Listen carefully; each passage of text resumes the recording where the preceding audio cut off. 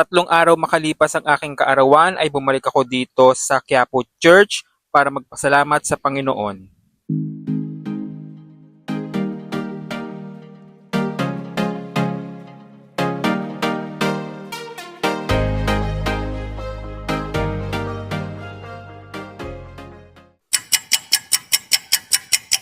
At pagkatapos ko pumunta sa Quiapo, Manila ay nandito na naman ako sa SM City, Bicutan.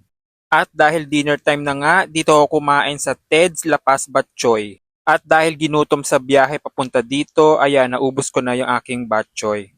At syempre alam nyo na ang next nito. A few moments later. It's matcha time dito sa paborito kong coffee shop, ang Pikes Coffee.